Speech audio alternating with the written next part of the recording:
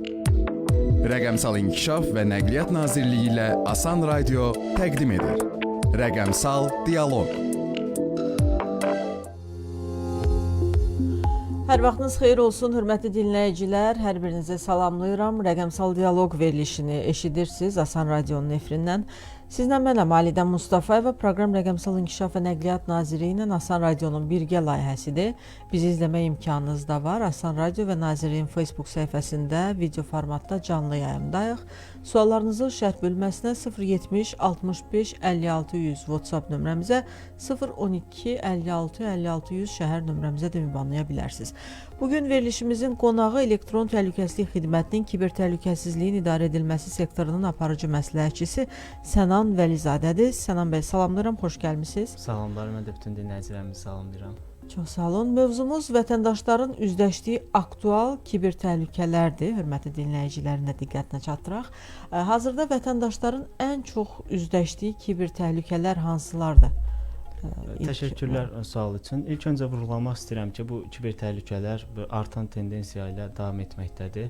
Hər gün demək olar ki, yəni belə desəm, fərqli hücum metodunla biz qarşılaşırıq və vətəndaşlar bunların qurbanı olurlar.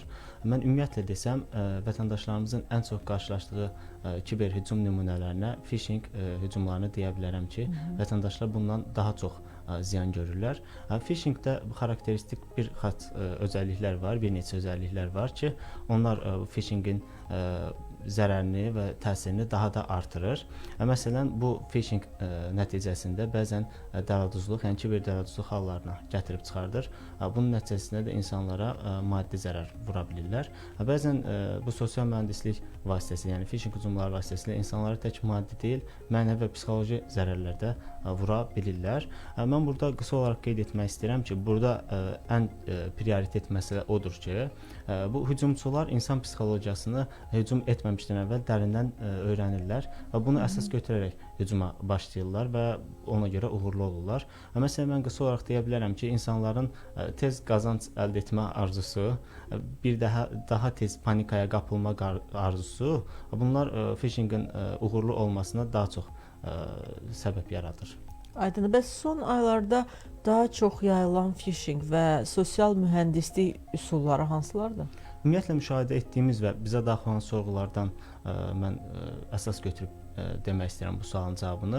Son aylarda ən çox bizə müraciət gəlmişdi ki, sosial media hesablarının oğurlanması ilə bağlı. Məsələn, son zamanlarda aktualdır, bu bizim yaxınlarımızın da başımıza gəlib. Hücum cəhdi deyərəm, mənim də başıma gəlib, ətrafımızdakilərin də başına gəlib. Sadəcə bu cəhd olaraq qalıb. Bu cəhdlərin qarşısını almaq üçün ən birinci maariflənmənin ön planda olmasını mən vurğulamaq istəyirəm. İndi sualın cavabına keçsəm, deyərəm ki, bu sosial media hesablarının oğurlanması. Məsələn, son günlərdə Telegram hesabları artıq oğurlanmağa başladı və bundan bir neçə müddət əvvəl WhatsApp hesabları oğurlanmağa başladı. Yəni ola bilsin onların mobil cihazları hər hansı bir zərərli proqramla yoluxub və onlarda WhatsApp-dan daxil olan təsdiq kodu, OTP dediyimiz təsdiq kodu həmin o zərərli proqram vasitəsilə ələ keçirilərək onların artıq hesabları ələ keçirilmiş olur bu şəkildə və aktual olaraq yenə bu son aylarda da elə bu il ərzində desək, bu kiber dələduzluq yolları phishinglə baş verən kiber dələduzluq yollarıdır. Bir də hal-hazırda aktual deyil deyə də bilmərəm, aktualdır da deyə bilmərəm. Çünki bizə bir belə müraciət daxil olmayıb. Son vaxtlar vətəndaşlara zəng edərək onların ailə üzvü adından və yaxud dövlət qurumu adından, polis əməkdaşı adından və ya bank əməkdaşı adından vətəndaşlara zənglər olunurdu və bu zənglər də vətəndaşların aldadılmasına gətirib çıxardılırdı. Məsələn, bank əməkdaşı heç bir zamanda heç bir müştərisindən bank tərəfindən göndərilən təsdiq kodunu istəmir. Ödəniş üçün olan təsdiq kodlarını istəmir. Amma bu dələduzlar zəng etdiyi anda həmin kodları istəyirlər və vətəndaşlar da panikaya düşərək bu kodu qarşı tərəfə ötürürlər. Burada əsas məsələ birinci sualda dediyim kimi insanların psixologiyasının üzərinə gedərək. Məsələn, deyirlər ki, kartınızdan külli miqdarda ödəniş olunur, təcili reaksiya verməliyik bu şəkildə. Bəs mobil tətbiqlərdə saxta investisiya və qazanc vədləri necə ayırd edilməlidir?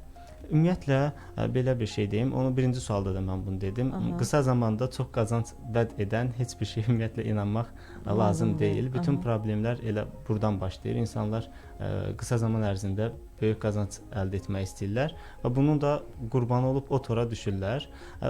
Bizim qarşımıza belə bir hallar çıxır ki, insanları sosial medialardan qarşısına çıxan reklamlarla bağlı, investisiya ilə bağlı belə investisiya edin, sizə qazanc gətirəcək və ya Telegram kanalları var, qrupları var ki, burada investisiya ilə bağlı məlumatlar paylaşırlar və bunu da bir qədər araşdırdıqdan sonra artıq piramida sxemi olduğunu görürük. Yəni məsələn biz ona qoşulduqsa, əlavə gətirdiyimiz hər bir şəxsə görə bizim bəli, piramida sxemidir.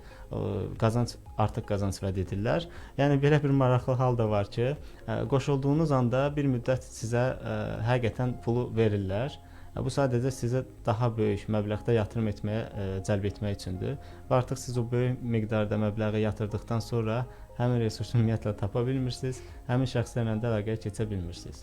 Aydındır. Bəs bank kartı məlumatlarının oğurlanması halları ən çox hansı üsullarla baş verir təcrübəyə əsaslanaraq?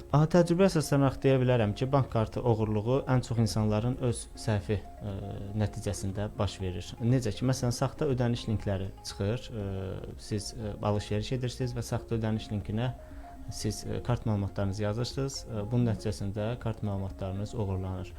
Digər bir aktual məsələ var. Bilirik ki, son zamanlarda bu pandemiyadan sonra oldu. Onlayn alış-veriş artıq çox geniş yayılmağa başladı və bu onlayn alış-verişi də artıq insanlar bundan çox istifadə etdiyinə görə kiberdələduzlar bundan əsas belə deyim dırnaqarası qazanc mənbəyi kimi görürlər.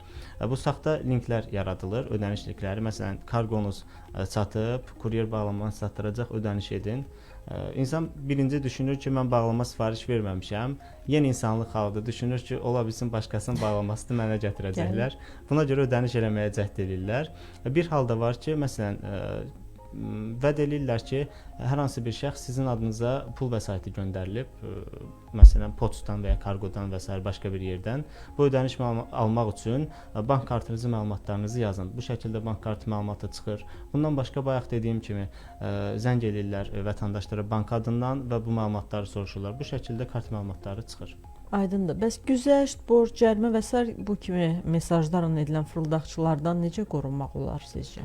Ümumiyyətlə, mən bunu belə deyə bilərəm, əminliklə deyə bilərəm ki, heç bir bank əməkdaşı, heç bir dövlət qurumunun əməkdaşı və digər bu kimi fəaliyyət sahəsində məşğul olan əməkdaşlar zəng eləyərək bizə hər hansı bir xidmətin görülməsini təklif etmirlər, çağrı mərkəzləri. Və bu çağrı bəzən də insanlar iddia edir ki, mənə hər hansı bir bankın çağrı mərkəzindən birbaşa zəng gəldi. Biz o məsələni araşdıranda görürük ki, hər hansı bir bankın qısa nömrəsini WhatsApp istifadəçi adına qoyublar orada və WhatsApp vasitəsilə zəng ediblər. Vətəndaşa da həmin bankın adı yazılır və ya onun qısa nömrəsi yazılır və iddia edirlər ki, mənə bankın özündən zəng gəlmişdi. Bu kimi hallar. Amma ümumiyyətlə yenə demək istəyirəm ki, güzəştdir, vergi borcunuz var, polis əməkdaşıdır, sizin təcili bir reaksiya vermək üçün filan məlumatlarınızı verməlisiniz, fərdi məlumatlarınızı verməlisiniz. Bu kimi hallardan qorunmaq lazımdır. Yəni qısa deyim, qorunmanın yolu odur ki, elə bir zəng eşitdinizsə telefonu qapadın. Aydındır. Bəs saxta dövlət qurumu, kuryer, bank əməkdaşı adı ilə edilən zənglərdən necə qorunmaq lazımdır? Bunun üçün nəyi tövsiyə edirsiniz? İlk öncə mən deyərəm ki, yenə burada ön planda durur insanların maariflənmə səviyyəsinin artırılması. İnsanlar maarifləndirmə səviyyəsi nə qədər yuxarıda olacaqsa, bu kimi hücum cəhdlərindən onlar boyun qaçıra biləcəklər. Buna görə də biz daimi olaraq elektron təhlükəsizlik xidməti olaraq öz sosial media hesablarımızda bununla bağlı paylaşımlar edirik. Maarifləndirmə sosial video çarxlar yaradılıb və paylaşılır. İnsanların sıx yerləşdiyi yerlərdə, avtobus dayanacaqlarında, hava limanında və digər yerlərdə elektron təhlükəsizlik xidmətinin maarifləndirmə ilə bağlı məlumatları paylaşılır və göstərilir orada reklam banerlərində. Bundan başqa biz müxtəlif tədris müəssisələri ilə əhalinin həssas qrupu insanlarla müntəzəm olaraq bizim maarifləndirmə şöbəmiz görüşlər keçirir, məlumatlandırır və biz davamlı olaraq bu efirlər vasitəsilə məlumatlandırmanı, maarifləndirməni artırırıq ki, insanlar bu kimi hallardan agah olsunlar. Bundan başqa bizim bir fəaliyyət istiqamətimiz də var ki, vətəndaşlar deyil, biz şirkətləri, qurumları məlumatlandıraq. Bunun üçün də biz bir portal istifadəyə vermişik, mis portalı. Bununla aktiv olan hücumun indikatorlarını biz o qurumlarla paylaşırıq və beləliklə maarifləndirməni artırmış oluruq və insanlar da, qurumlar da bu kimi hallardan məlumatlı olurlar. Aydın, təşəkkür edirəm. Hörmətli dinləyicilər, xatırladım ki, bugün verilişimizin qonağı elektron təhlükəsizlik xidmətinin kiber təhlükəsizliyin idarə edilməsi sektorunun aparıcı məsləhətçisi Sənan Vəlizadədir. Mövzumuz isə vətəndaşların üzləşdiyi aktual kiber təhlükələrdir.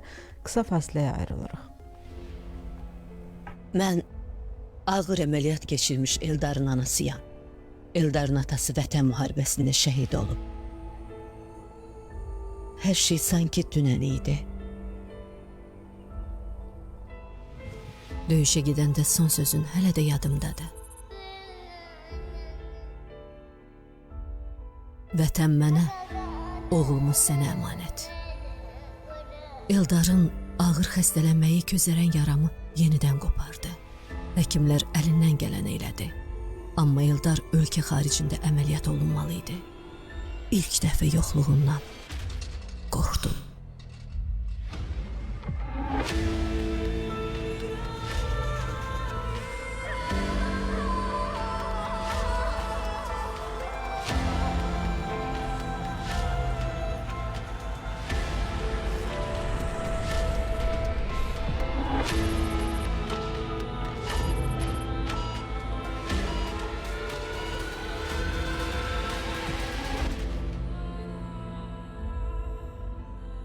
Şəhid Seymur Ələsgərovun yadigarı, balaca Eldarın əməliyyat və müalicə xərcləri Yaşad Fondu tərəfindən qarşılanıb.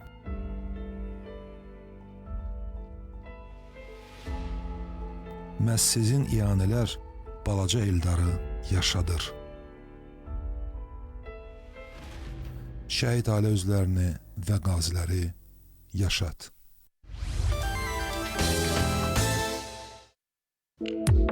Rəqəmsal İnkişaf və Nəqliyyat Nazirliyi ilə Asan Radio təqdim edir. Rəqəmsal Dialoq.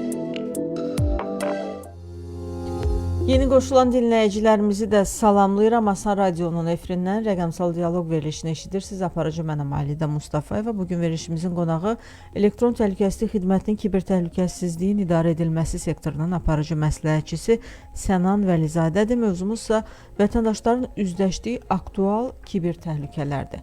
Sənan bəy, nəzərə alsaq ki, sosial şəbəkə bugün həyatımızın ayrılmaz hissəsinə çevrilib. Bəs sosial şəbəkələrdə ələ keçirilmə hallarının əsas səbəbi nədir? Bu profillər ələ keçirilir, məlumatlar oradan ələ keçirilir. Bəli, düzgün vurğuladınız ki, sosial şəbəkələr artıq bizim həyatımızın bir ayrılmaz parçasıdır və insanlar bütün günü demək olar ki, sosial şəbəkədə paylaşır və sosial şəbəkədə gəzinirlər. Sosial şəbəkələrin də ələ keçirilməsi əslində bizim haqqımızda bir çox məlumatın ələ keçirilməsidir. Çünki bəzən sosial şəbəkə üzərindən ödənişlər olunur. Bəzi hallarda reklam və digər bu kimi məlumatların və xidmətlərin alınması üçün. Buna görə əslində bir növ sosial şəbəkələrin ələ keçirilməsi bizim fərdi məlumatlarımızın da ələ keçirilməsi halına gətirib çıxara bilər. Bəli, bizim sosial şəbəkə hesablarında bütün məlumatları yazırıq. Sonra da asanlıqla onu veririk. Yazırıq. Əslində belə bir deyim var ki, bizim ailə üzvlərimizdən bizi daha yaxşı bizim mobil telefonumuz tanıyır. Çünki bizim bütün məlumatlarımız, maliyyə məlumatlarımız, fərdi məlumatlarımız, bütün hər şeyimiz artıq bir mobil cihazın içində birləşib və bizim rəqəmsal ikizimiz deyə bilərəm artıq mobil cihazlarımıza. Buna görə bunların qorunması və eyni zamanda mobil cihazlarda istifadə etdiyimiz sosial şəbəkə hesablarının qorunması bizim üçün çox vacib olmalı olan məqamdır. Ələ keçirilməsinin əsas səbəblərini deyə bilərəm ki, insanların ən birinci sadə parollardan istifadə etməsi. Sadə parollar istifadə edilir və bu asanlıqla təxmin edilə bilən olur və asanlıqla ələ keçirir sosial media hesablarını. Bundan başqa biz ona görə dəfələrlə vurğuluruq ki, sosial media hesablarında və bu kimi digər bütün hesablarda imkan varsa iki faktorlu autentifikasiyanı aktivləşdirsinlər. Çünki bu bizə nə verəcək? Əgər biz iki faktorlu autentifikasiyanı aktivləşdirsək, bizim şifrəmiz ələ keçirilsə belə hesabımıza giriş oluna bilməyəcək və bununla bağlı bizə xəbərdarlıq mesajı gələcək və biz şifrəmizi yeniləməyə bir vaxt qazanacağıq. Bundan başqa insanlar bəzən eyni bir parolu bütün hesablarında istifadə edirlər və bunun nəticəsində də əgər bir yerdən sizin parolunuz sızdırıldısa, artıq həmin paroldan istifadə edərək sizin digər hesablarınızın bütün hesablarınıza cəhd olunur və onlardan əgər eyni parol varsa, bu zaman həmin hesabda ələ keçirilir. Digər profillərdə də ələ keçirilir. Bəli. Və bundan başqa belə bir fakt da var ki, belə bir hal da var ki, bəzən sizin tanıdığınız adamlardan, yəni bizim dostlarımızdan onların sosial media hesabları ələ keçirilir və onlardan bizə hücum edilməyə cəhd olunur və bizə onun adından linklər göndərilir və digər zərərli bir şeylər göndərilir və artıq biz o linklərə klik edib keçid etdikdə bizim hesabımız da ələ keçirilir. Bu kimi halların qarşısını almaq üçün də yenə maarifləndirmənin yüksək səviyyədə olması və hesab təhlükəsizliyinin, yəni 2 faktorlu autentifikasiya, güclü parol siyasəti, bunları tətbiq etmək lazımdır. Aydındır. Uşaq və yeniyetmələrin qarşılaşdığı bəs onlayn təhlükələr nədir və bununla valideynlər necə mübarizə aparmalıdırlar? Bəli, bunlar çox kritik məqamlardır. Çünki uşaq və yeniyetmələrin onlayn təhlükəsizliyi deyirəm ki, bunlarda valideyn nəzarəti mütləq olmalıdır. Hal-hazırda istifadə olunan mobil cihazlarda bizim digər istifadə etdiyimiz resursların əksəriyyətində valideyn nəzarəti funksiyası aktivdir, var. Valideyn nəzarəti necə işləyir? Mən onu qısa olaraq demək istəyirəm. Əgər siz övladınıza mobil cihazdan və internetdə istifadəyə icazə verirsinizsə, bunu bir nəzarət çərçivəsində verirsiniz. Hansı resurslardan istifadə edə bilər, nə qədər müddət istifadə edə bilər, yəni bloklar və qadağalar və icazələr verilir. Sistemli şəkildə. Bəli, sistemli şəkildə. Bundan başqa evimizdə internetə çıxışı təmin edən modem ruterlərin elə bir konfiqurasiyası, elə bir tənzimləməsi var ki, biz oradan müəyyən resursları bloklaya bilərik və bunun nəticəsində də övladımızı qorumuş olacaq. Yəni o cəhd etsə də bu resurslar əlçatan olmayacaq onun üçün. Bu zamanda biz uşaqlar və yeniyetmələri bu internet torunda qorumuş olacağıq. Əslində mən də bundan əlavə deyərəm ki, qadağa yox, insanlara, yəni uşaqlara və yeniyetmələrə elə bir yaş dövründədir ki, artıq onlara qadağa qoyduqca əksinə getməyə başlayacaqlar. Qadağanı daha çox yox, məlumatlandırmanı, maarifləndirməni birinci plana çıxartmaq lazımdır ki, bu hadisələr necə baş verir və bunun nəticəsində sənin başına nə gələ bilər halını izah eləsək, mən əminəm ki, uşaqlar və yeniyetmələr bu kimi hallardan uzaq duracaqlar.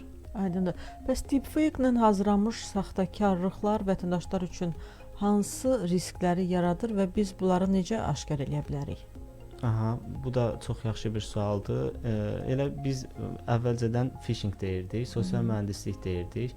Artıq biz bununla mübarizə apara-apara yeni bir tendensiya çıxdı. Süni intellektin artıq həyatımıza daxil olması və bunun paralelində deepfake-in gətirməsi. Deepfake nədir? Deepfake texnologiyası süni intellekt alqoritmlərindən, süni intellekt metodlarından istifadə edərək insan səsinin, insan simasının klonlaşdırılmasıdır. Bu necə baş verir? Bizim bütün görüntülərimiz yığılır, süni intellektin girişinə verilir və bizim səsimiz, müxtəlif səs yazımız uzunluqda ki, bütün tonlar götürülə bilsin. Bu da süni intellektə girişinə verildikdən sonra bizim yazdığımız hər hansı bir kontent və mesaj üzrə bizim mimikalarımızdan və bizim səs tonumuzdan istifadə edərək artıq video görüntü yaranır. Bu video görüntü bizim klonumuzu yaratdığına görə bəzən dostlarımız, tanışlarımız buna aldana bilir və bəzən də elə bir hal var ki, bunu dövlət rəsmilərinin adından düzəldirlər bu deepfake videolarını və beləliklə sosial mediada bu yayıldıqda insanlar bəzən buna inanmağa inandırılmağa çalışırlar vətəndaşı bu yollarla və beləliklə onları hər hansı bir keçidə klik etməyə, hər hansı bir resursa qeydiyyatdan keçməyə, kart məlumatlarını, fərdi məlumatlarını verməyə cəlb edirlər. Bunun da qarşısını almaq deməyim, insanlar bunlardan necə qoruna bilər? Ümumiyyətlə, süni intellekt texnologiyalarında yaranan videolar, yəni deepfake texnologiyası yaranan görüntülər və videolarda müəyyən xırda nüanslar var ki, onlara nəzər yetirsək, biz asanlıqla bilə bilərik ki, o deepfake-dir. Yəni, süni intellekt nə qədər güclü çalışsa da, real insan səsini birəbir və real insan mimikasını birəbir üst-üstə qoya bilmir. Bəzən, məsələn, sevinməli olan yerdə kədərli mimika görünür, kədərli olan yerdə gülümsəmə mimikası orada toxunur. çıxır və bu kimi hallar bizim deepfake-i asanlıqla baxdıqda bizə ayırd etməyə kömək edir. Bir də portretin kənarında o xromakey çəkilişi kimi bir Bəli, cəhd bəli. işləyirlər. Ən Orada çox- xəttlər oynayır. Ən çox nə də insanın qulaq nahiyəsində, saç nahiyəsində və burun nahiyəsində asanlıqla Çıxıntı olan çıxıntı hissələr. və ya qaçmalar görünür. Və bəzən belə bir maraqlı faktlar var ki, məsələn, şəhərin ortasında bir insanın deepfake texnologiyası ilə videosunu yaradırlar və arxada ya maşının yarısı olmur, ya Aha. adamın yarısı olmur. Qarşıya fokuslanırlar, Bəli, qarşıya digər tərəflər fokuslanırlar, qalır. arxa fon qalır. Aydındır. Bəs vətəndaş kiber təhlükə ilə üzləşdikdə hara müraciət edə bilər? Bu əslində vətəndaşları da düşündürən məqamdır. Bəzən insanlar bu kimi halda qalanda panikadan bilmirlər ki, hansı quruma və hara müraciət etsinlər. Sırf olaraq elektron təhlükəsizlik xidmətinin bununla bağlı hər hansı qaynar xətti, çağrı mərkəzi Mən var onları mı? qeyd eləyəcəm. Bəli, bizim elektron təhlükəsizlik xidmətinin 1654 qaynar xətti var ki, bununla vətəndaşlar əlaqə saxlaya bilərlər. Bundan başqa Report Certas mail ünvanı var. Bu mail ünvanlarına müraciətlərini yaza bilərlər. Amma bir məqam var ki, bir məsələ var ki, insanlar məsələn dələduzluq halı ilə qarşılaşırlarsa, artıq burada hüquq mühafizə orqanlarına müraciət etməlidir. Digər hallarda məsələn hər hansı bir phishing linki görüblər, klikləyiblər, nəticələri filan bu kimi şeylərdə bizə müraciət edə bilərlər. Bəs elektron təhlükəsizlik xidməti bu kiber təhlükələrin qarşısının alınması istiqamətində hansı işləri görür? Bəli, elektron təhlükəsizlik xidməti aktiv fəaliyyəti çərçivəsində kiber təhlükələrin və vətəndaşlara yönəlmiş aktual bu kiber təhlükələrlə mübarizədə rol oynayır, aktiv rol oynayır.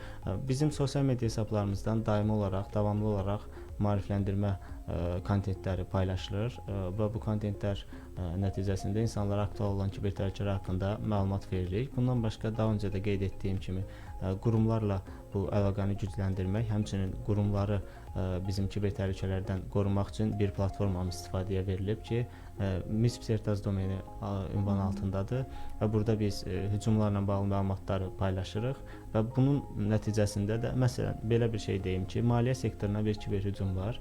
Hər hansı bir banka bu kiber hücum baş verib və biz bunu aşkarlayandan sonra bu məlumatı həmin portalda paylaşdıqdan sonra portala üzv olan digər banklar və maliyyə təşkilatları da bu hücumun varlığından xəbərdar olurlar və onlar artıq bu təhlükəni özlərində qarşılamaq üçün qabaqlayıcı proaktiv tədbirlər görməyə başlayırlar. Mən deyirəm ki, bu da çox faydalı olur, çünki bəzən geri dönüşlər alırıq bununla bağlı ki, belə bir hücum bizə də gəlmişdi, biz bunu blokladıq və qarşısını almış olduq. Ümumiyyətlə yenə birinci növbədə insanların maarifləndirməsi önəmli olduğu üçün elektron təhlükəsizlik xidmətinin bu sahədə də fəaliyyəti çoxdur. Son olaraq Sənan bəy, bəs kiber təhlükəsizlik üzrə şəxsi gigiyena qaydaları, kiber gigiyena deyirlər, sizin dildə desək, vətəndaşlara ən vacib bu mövzuda 5 tövsiyəniz nə olardı? Ümumiyyətlə bütün bu məqamları birləşdirsək, bütün sualları bir yerdə birləşdirsək, vətəndaşların bu kiber gigiyena qaydalarına əməl etməsi onları bu təhlükələrdən qoruyacaq və bu əgər bu kiber gigiyena qaydalarına əməl etsək, orta statistik göstəricilər əsasən 80-90% hallarda biz kiber təhlükələrdən qorunmuş oluruq. Ümumiyyətlə ən birinci növbədə şifrələrimizi güclü seçmək və təkrar parollardan istifadə etməmək. Bayaq da qeyd etdiyim kimi mövcud olan bütün resurslar üzrə 2 faktorlu autentikasiyanı aktivləşdirmək lazımdır. Bilmədiyimiz linklərə, bilmədiyimiz keçidlərə klik etmək olmaz. Yəni biz keçidləri mütləq yoxlamalıyıq və dəqiqliyinə əmin olduqdan sonra həmin keçidə daxil olduqdan sonra hansı bir məlumatı verməliyik. Şəxsi məlumatlar, bank kartı, kimlik məlumatları, bizim kimliyimizi təsdiqləyə biləcək məlumatlar bütün hallarda qarşı tərəfə ötürülməməlidir. Ancaq rəsmiyyətinə əmin olduğunuz ünvanlar xaricində qarşı tərəfə ötürülməməlidir və bundan başqa mobil tətbiqləri ancaq güvənli resurslardan yükləmək lazımdır. Çünki aktiv olaraq görürük ki, mobil cihazlar bəzən yoluxur və bunun nəticəsində də bayaq dediyim kimi mobil cihazlarda artıq bizim bütün məlumatlar var. Buna görə də bütün məlumatlarımız bizim mobil cihazlarımızdan oğurlanır. Buna görə də mobil tətbiqləri yükləyərkən diqqətli olmaq lazımdır. Kənar resurslardan mobil tətbiqlər yükləmək olmaz və bəzən görürük bundan vətəndaşlar da müraciət edir. Sosial mediada hər hansı bir reklam çıxır və bu reklamlarda proqram təminatı endirməyi təklif edir. Bu oyun olsun, digər bir investisiya vəd edən bir proqram olsun Yəni bu kimi məsələlərdir ki, insanlar buna yükləməyə cəhd edir və beləliklə telefonları zərərli proqramla yoluxur və nəticələri xoşagəlməz olur. Aydın Sənan bəy, təşəkkür edirəm. Çox sağ olun ki, dəvətimizi qəbul edib gəldiniz. Çox sağ olun, təşəkkür edirəm. Hörmətli dinləyicilər, xatırladım ki, bugün verilişimizin qonağı elektron təhlükəsizlik xidmətinin kiber təhlükəsizliyin idarə edilməsi sektorunun aparıcı məsləhətçisi Sənan Vəlizadə idi. Mövzumuz isə vətəndaşların üzləşdiyi aktual kiber təhlükələr oldu. Aparıcı isə mənəm Alidə Mustafayeva. Növbəti həftədə eyni saatda eyni ünvanda eşidilmək ümidi ilə sağ olun, salamat qalın. Rəqəmsal İnkişaf və Nəqliyyat Nazirliyi ilə Asan Radio təqdim etdi. Rəqəmsal Dialoq.